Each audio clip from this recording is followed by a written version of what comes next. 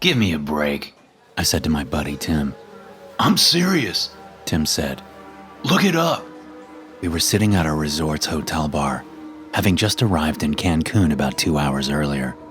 Both our girlfriends were up in our respective rooms, getting ready for an early dinner, while Tim and I waited down at the bar. I didn't even know they had crocodiles in Cancun, I said, pulling out my phone. Mike, Tim said, leaning toward me. Did you not do any research on this place? It's one of the major reasons I wanted to come here. I can do a good 3 or 4 videos on the crocodiles alone. More if I can actually get up close to a few of them. Tim had started a YouTube travel channel. So far, he'd only been doing videos about camping and traveling in the United States. But he was excited about doing his first series in a foreign country. You're insane, you know that? I asked. What do you know about crocodiles? You know how fast those things move? I typed in a search on my phone about crocodiles in Cancun. I'm not going to put my hand in one's mouth or anything, Tim said. You know me better than that. But with the magic of filmmaking, I can make it look like I get very close to them. Besides, people feed them all the time here. Maybe I'll see some unsuspecting tourist get chomped on. I knew Tim was joking, but I still shook my head in disgust. Don't even joke about that, man, I said. Glancing down at the stories Google pulled up for me on my phone. According to reports, there had been more and more incidents of crocodiles attacking people in the Cancun area. Biologists blamed it on rising river levels that allowed the crocodiles to move around the area more, showing up in lagoons and cave systems that tourists frequented. Damn, I said, reading one of the news stories. 5 people have been killed by crocodiles this year. That's compared to no recorded deaths for the last 20 years in the area. I know, Tim said. That's what I'm saying. Most of the crocodiles down here aren't big or aggressive enough to kill people. They just end up maiming them. So whatever is doing the killing must be a big, nasty croc. And you want to try and find it? Not necessarily. Like I said, man, it's all about how you put things. With a good thumbnail and a scary title, I bet I can get 50,000 views in the first week. Something like, Monster Crocodile Terrorizes Cancun Resorts. How does that sound? It sounds like you're sick, I said, unable to keep from smiling at Tim's excitement. I wanted him to succeed, but I also didn't want anyone to get mauled or killed by a crocodile. Something occurred to me then. Have you ever seen Nightcrawler, Tim? The one with Jake Gyllenhaal? Tim laughed. Yeah, great movie. But don't worry, I'm not going to shove you into a crocodile just so I can grow my YouTube channel. Well, that's a relief. But, and don't be mad, I booked us a tour of some of the caves here tomorrow. Starts at 11 in the morning. Seriously? I said. You already paid for it? Yeah, man, my treat. Besides, this is what we're here for, right? I promise we'll have a good time. Fine, I said. But you get to tell the girls about it. They wanted to relax at the pool tomorrow. Speaking of which, Tim said, looking over my shoulder, the girls are here. We had a great meal and a few drinks before calling it a night. To my surprise, the girls were excited about the tour in the morning. Of course, they probably didn't know about Tim's ulterior motives.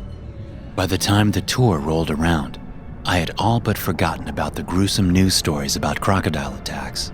After all, I reasoned, 5 out of the hundreds of thousands of people that had been in the area wasn't bad. What were the chances of our group getting attacked? A private tour company picked us up right at 11. We all got into their van and started the hour drive out of the hotel zone and down the coast. Our driver's name was Israel, and our tour guide's name was Umberto. On the drive to our destination, Umberto told us all about the caves we were going to see. There's a whole system of these caves on the Yucatan Peninsula, known as cenotes. Umberto went on to explain in excellent English what kind of wildlife we were likely to see. When he finished his list without mentioning the modern dinosaurs Tim was after, my friend asked him about them. What about crocodiles? Tim said. his camera up and ready to record Umberto's response. I watched closely as something dark passed over our tour guide's face. It was only for a moment, and so quick that I wasn't really sure I'd seen it at all. "There are crocodiles found there sometimes, yes," he said, "but not in the places we will go. However, there are crocodile shows I can tell you about if you wish, handled by professionals, very safe." "What if we want to see a croc?" Tim said. "Who knows, senor," Umberto said. "Maybe we'll get lucky." "What's your obsession with crocodiles anyway?" Trina, my girlfriend, asked. "He's been talking about them nonstop for a month." Beth, Tim's girlfriend, said, rolling her eyes. "I just think they're cool," Tim said, winking at me. We had to hike a little way into the jungle after we parked. Umberto handed us life jackets and told us in no uncertain terms that we were to wear them the whole time we were in the water. I didn't know what to think about this, but when we crested a small hill and the jungle cleared, I was in awe. There was a large rock overhang in the clearing, and under the rock was some of the clearest water I had ever seen. It was a large pool, perhaps the size of a public swimming pool, and you could see all the way to the bottom, which was a good 10 feet deep in places. The rock roof over the natural pool sloped down toward the back, and it looked like there were passageways in the rock that could easily fit a human. There were some stairs leading down a slope to the water, so we could get in easily if we didn't want to jump. Tim, of course, was the first one in. He threw his stuff down, grabbed his waterproof camera, and jumped in with a shout. "Oh, hell yeah, Umberto," he called. "The water's great." Umberto smiled and gave a thumbs up before heading back down to the van to get the cooler with our lunch in it. The driver, Israel, stood watching us quietly, a bored look on his face. "Mike, come on in," Tim shouted. "Now's our chance." "For what?" I asked, taking off my shirt and putting the life jacket on. "Exploration." I turned and looked at Trina. She rolled her eyes and smiled. "We'll be here," she said. "Just be careful." I ran and jumped into the cenote, nearly landing on Tim. We both came to the surface of the pristine and warm water, laughing. "All right, let's go," Tim said, heading for one of the dark passageways at the back of the cave. As we approached it, we heard a rush of shouted Spanish behind us. I turned around to see Israel standing at the edge of the cenote, yelling at us and waving his arms for us to stop. Trina and Beth stood behind him, looking perplexed. "He says we can't go that way," I told Tim, who was pressing on as if nothing was amiss. "Of course he'll say that," Tim said. "But I paid my money, and I'll go where I want. You got my back?" I looked back at Israel, who saw that he wasn't getting through to us. "Está bien," I called out to him, telling him it was all good. Then I turned and swam, following Tim into the dark passageway. The light faded behind us as we rounded a bend. The limestone walls were close enough that we used our hands to help ourselves along. Tim turned on his camera's light, and we continued on with only that for illumination. The further we got, the more I realized how bad an idea this was. There was no way we could outmaneuver a crocodile in the water. We were sitting ducks. "This is a bad idea," I said. "We should..." "Oh shit! What? What is it?" "Something touched my leg," I said, twisting around and trying to look into the water, but only seeing the camera's light reflected off the surface. "There are tons of fish and turtles in here, man," Tim said. "I bet it was..." Tim slammed into me. Our heads cracked together from the impact. "What the fuck was that?" I said, rubbing my head. "I don't know," Tim said, fear creeping into his voice. "Let's go back." "Good idea," I said, turning around. Just as I did so, something big and fast hit me in the back of the legs, causing me to backflip in the water. I scrambled to get my head out of the water and pressed myself against the wall of the tunnel, as if that would help anything. "That was the same thing," Tim said, his voice shaking. "It just went past us. It hit me out of the way and then ran into you." "Whatever it was big and strong," I said, unable to fathom just how strong it was. The thing pushed me out of the way like I was a floating beach ball in the water. We stayed there for a minute, waiting for the thing to attack us. Tim was the one to break the spell of fear we were under. "Let's go," he said. "We just can't sit here and wait for it." "Right," I said. "Of course." We worked our way back toward the tunnel entrance, breathing hard and shivering despite the relatively warm water. I took the lead this time, and Tim followed along behind, holding up his camera for light. At one point, he must have dropped the camera, because I heard some splashing and the light went out for a moment, but it was back before I even had a chance to turn around. After what seemed like a very long time, I saw evidence of sunlight up ahead. "We're almost there," I said. Tim didn't answer, but I shrugged it off. There was one more bend up ahead before we were back in sight of the others, and I was itching to get out of the water. I started moving faster, and Tim started falling behind. Just as I reached the bend, I noticed that he was no longer right behind me. I paused and turned to check on my friend. "Hey, Tim!" The words froze in my throat. About 10 yards behind me, something was holding up Tim's camera. Its yellow eyes seemed to glow with malice from where they stared at me, just above the surface of the water, the vertical pupils fixed unnervingly on me. I could barely see its dark, leathery arm where it came out of the water to hold the camera. Its face was a mess of scales, its ridged skull easily twice the size of mine, and as it rose up out of the water, it revealed its mouth, which looked to be a row of jagged teeth sticking out all around its vaguely human, oblong head. Still fixed on me with its sickly yellow eyes, the creature's permanent smile split apart, its hinged jaw opening to release a gush of bloody water. And there, in the middle of its maw, sat a severed hand. Tim's hand. The creature used its tongue to shift the hand out, the fingers falling against its teeth. It snapped down, severing the fingers like they were hot dogs under a butcher's knife. I screamed and convulsed, pushing off the wall and rounding that final bend. I could see the girls swimming in the cenote, and I screamed at them to get out of the water, sure that any second, the hideous thing would pull me under and devour me like it did Tim. "Get out of the water! Get out! Get out! There's a crocodile!" In my panicked state, telling them there was a crocodile in the water seemed like the best thing to do. There was no time to explain to them about the creature, and if I had called out about a monster in the water, they would have laughed, thinking it was a joke. But they believed a crocodile could be in the water, so they climbed out, and soon after, I climbed out too. Israel and Umberto stood there with us, staring at the water in utter shock. Beth was asking me where Tim was, but I could do nothing but watch the water, knowing, somehow, that something terrible was coming. "Look!" Trina said in a near scream. Just near the back of the cave, where the shade made the water dark, we saw a cloud of red liquid streaming out as if from an underwater hose. And in that red liquid, that blood, a familiar face came floating out. Beth and Trina both screamed, seeing it for what it was, Tim's severed head. It bobbed to the surface, his eyes open and staring in different directions. It floated there, face up, while we stood on the shore, unable to comprehend what had just happened. "It was a crocodile," I said. It was a lie. I knew it was. But I needed that lie. I repeated it again and again.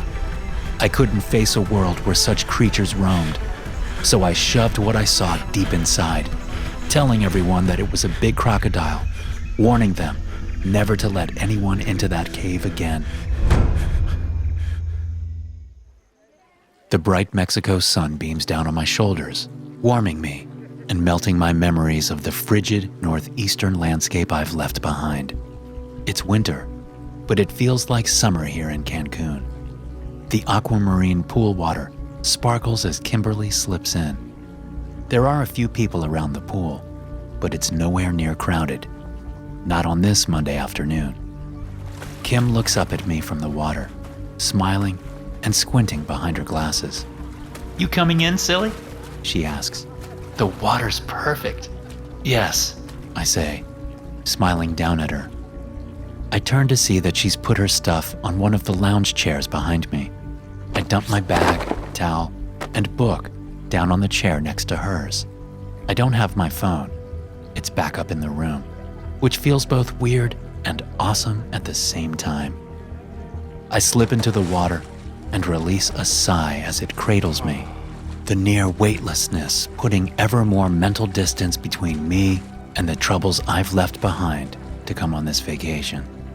I've got water, sun, a good book, and no work for the next week, not to mention Kim, looking amazing in her pink bikini. What could be better? Nothing, that's what. Yeah, it's gonna be a great vacation. There's a swim-up bar on the other side of the pool, and I'm tempted to head over there now. But it's a little early for me to start drinking, even if I am on vacation. Soon enough, though, the choice is taken out of my hands. A couple who had been lounging on the other side of the pool walk up, smiling and carrying 4 drinks. Hey, The guy says. you're Americans, right? I can tell by his accent that he's American, or maybe Canadian. Yeah, I say. we're from Buffalo. You? Cincinnati. The guy says, kneeling. Here, have a drink with us. He extends one hand to me with a blue tropical drink in it, and the woman does the same to Kim. Kim and I look at each other. She shrugs. Let the vacation begin. She says, taking the drink. I take one from the man and raise it in salute. Salud.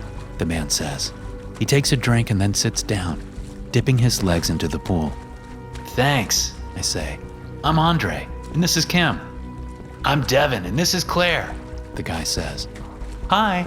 Claire says with a smile and a wave. She slips into the pool and starts chatting away with Kim like they're old friends. I'll never understand how women do that. Devin and I talk, mostly about what to do in Cancun. He and Claire come down every year, he tells me. I tell him it's our first time, and he gives me the lowdown on all the best spots. By the time I finish that first drink, my head is swimming. I suddenly realize that I've lost track of Kim. I look around, scanning the pool for her. What's wrong, bud? Devin asks. Kim? I say. Where'd she go? Devin chuckles. You're not much of a drinker, are you? He says. She and Claire went inside to order some food from the restaurant. They came by and said so about 10 minutes ago. You really don't remember? Oh, yeah, I say. But the truth is, I don't remember. I'm just trying to hide the embarrassing fact that I can't handle my alcohol. Those drinks were doubles, Devin says. The world is fuzzy, and every time I move my head, my vision has to work to catch up. What was in those drinks?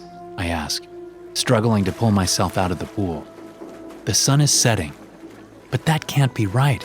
Kim and I came out here just after 2, I don't know, man. Devin says. It's a blue Hawaiian or something like that. Not sure what's in them. Are you okay? No, I say, finally getting out of the pool. I try to stand up, but the world tilts, and my legs don't seem to work. I crawl over to my lounge chair and lie down. Water, I say. please. Yeah, Devin says. I got it. While Devin's gone getting me water, Kimberly comes back out to the pool with Claire. As soon as she sees me, she knows something is wrong. Are you okay, babe? She says. I try to focus my eyes on Claire behind her to see how far away she is. I think he drugged me. I whisper to Kim. What? Who, Devin?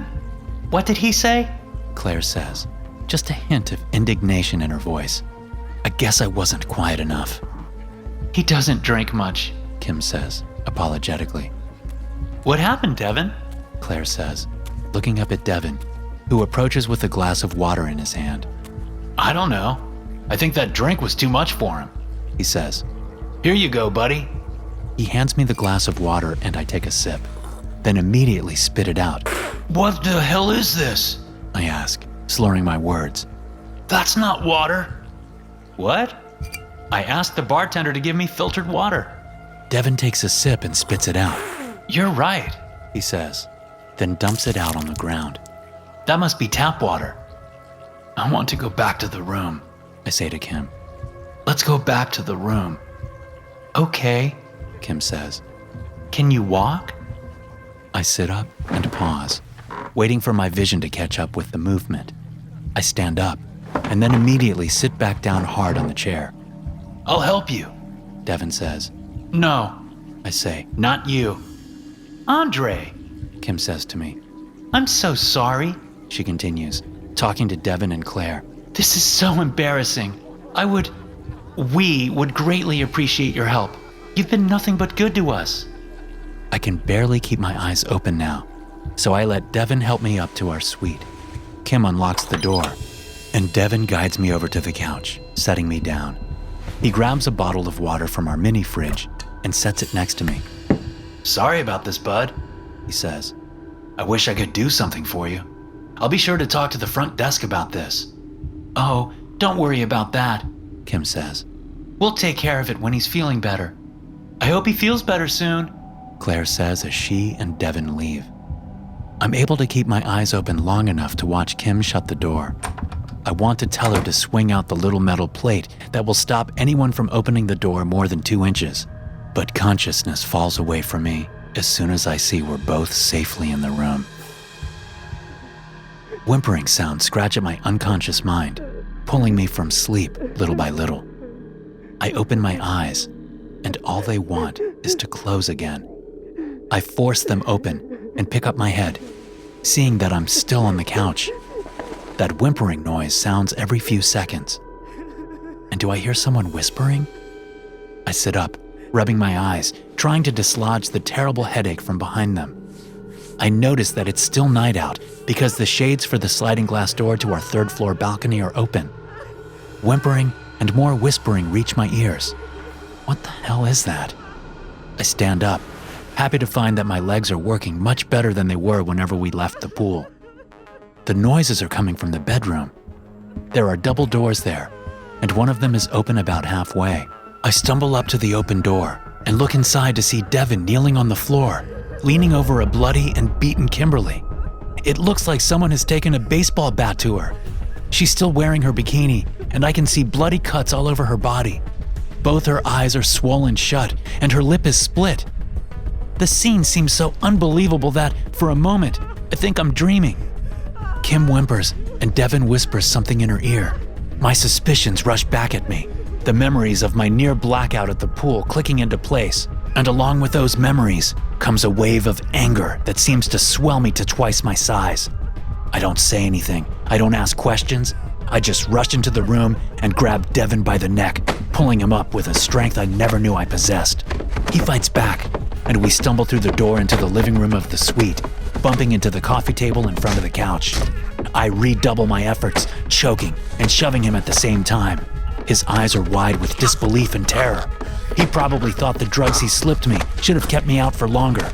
He swings his right fist up, hitting a glancing blow off my left temple, which only serves to make me angrier. I dig my heels into the ground, straighten my arms, and push with all I have. Devin backpedals, losing his footing, which simply makes us go faster. We're practically running when his back smashes through the sliding glass door leading to the balcony. Glass rains down on my shoulders, but I pay it no mind. I keep pushing until Devin's back hits the balcony railing, and I keep pushing, only letting go with my left arm to hook it under his legs, flipping him up over the railing and watching him fall to the concrete walkway 3 stories below. The wet crunch his body makes on impact is immensely satisfying.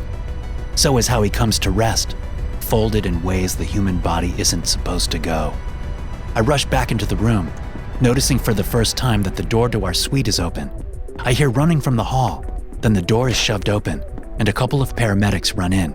¿Dónde está ella? Where is she? One of them says, translating his own words for my sake. I bring them into the bedroom, and they immediately begin working on Kim, who is, thankfully, still alive. I'm here, baby, I say to Kim. I love you. Please, step back, sir. The same paramedic says. We'll handle this. Is she going to be okay? I ask. Is she? Most of the wounds look superficial, so I think so. We'll know more in a few minutes. Please, step back. My room phone starts ringing, and I walk over to pick it up, thankful for something to do. Hello, sir. This is the front desk. The man on the line says. Yes? I say. What is it? Is this Andre Burton? Yes, what is it? There's been an assault here. Yes, I know, sir. That's why I'm calling. The man, we have him. He's in police custody. I just wanted to let you know. Your property will be returned to you as soon as possible. What? What man? What are you talking about? I asked, growing nauseous. I'm sorry to say that it was one of our employees, sir. A bartender. But we've caught him. Your friend, Devin, he caught him coming out of your room. I thought you knew this. The two men fought, but the bartender got away. Devin, he called us from your room. Told me to get an ambulance. They should be up there now. Are they? The phone slips out of my hands as I recall the look on Devin's face as we struggled. The surprise there. The terror. I sit down on the bed. My hands grab fistfuls of my hair, seemingly of their own accord. He was trying to help her, to keep her company until the paramedics arrive. That's all. And I killed him for it. Dear God, I killed him. Where did you last see him? John asked me from the front seat of the taxi. I don't know, I said, trying and failing to clear my alcohol-fogged brain. Maybe at the bar? I don't remember, damn it. He was dancing last time I saw him. My friend Tiffany sat next to me. He looked pretty drunk, but I didn't think he would just wander off like he did. Well, that's what I'm worried about, John said. Maybe he didn't wander off. Maybe he was robbed or something. Strange things can happen down here, especially when you're blackout drunk. The taxi driver spoke Spanish to John, who answered him in the same language. The driver nodded and put the car in gear, pulling us away from the bar. Our night had been going so well. We were in Cancun for spring break, like thousands of other college kids. We'd spent the night drinking and dancing, and generally being jackasses at this bar near the beach. Everything was sand in the bar, which was pretty cool. I'd never been to any place like that. And it was packed with all kinds of people, young and drunk, and looking to have a good time, just like we were. But when 1 o'clock in the morning hit, and it was time for us to leave, we couldn't find our friend Harold. What are we doing? I asked John, who was the only one that knew Spanish. He was also the most responsible of us, only having a couple of drinks over the course of the night. We're going to pay this guy to drive us around for a bit, John said. We're going to call out the windows for Harold, and we're going to hope he just decided to walk back to the house. We had all pitched in to rent a house in a nice little gated community right near the beach, but it was outside the hotel zone, and it was a good 3 miles from the club to the house. A lot could happen in 3 miles, in the middle of the night anywhere, not just in Mexico. And that was all dependent on the idea that Harold had decided to walk home and wasn't unconscious in an alley somewhere. Fuck! I shouted. God damn it! Harold had always been like a brother to me.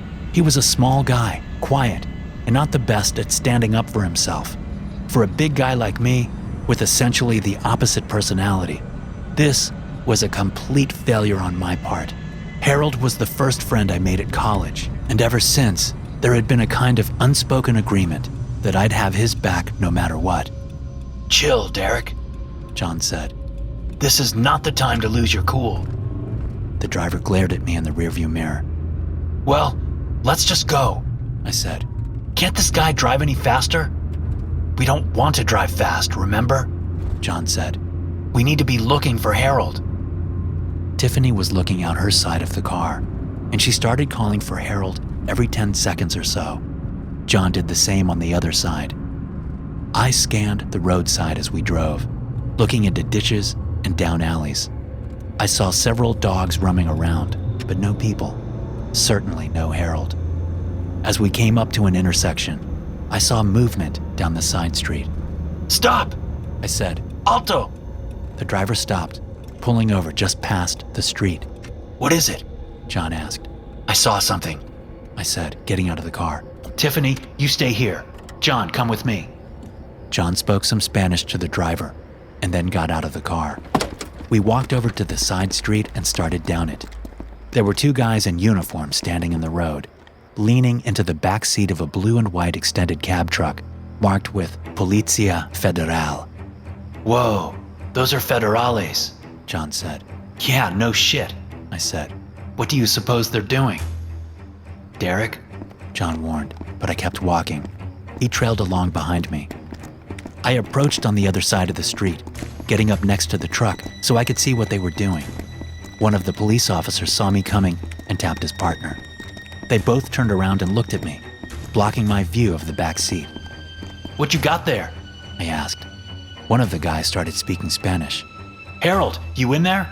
I called. Derek? I could tell from his voice that he'd been crying. I stormed across the street, swaying, but determined to plow through these cops to get my friend back.